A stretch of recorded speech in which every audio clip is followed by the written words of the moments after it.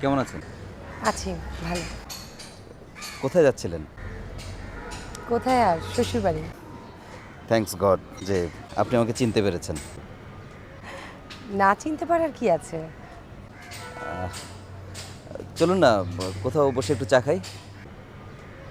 না আজকে না, অন্য একদিন, অন্য কোনো সময়। ঠিক আছে। আসি তাহলে। আহ, আপনাকে আমি কি ফোন করতে পারি? কেন?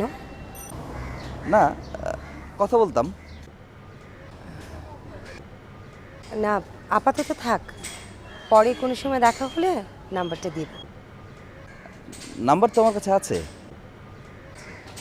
না ওটা তো আর এখন ব্যবহার করি না।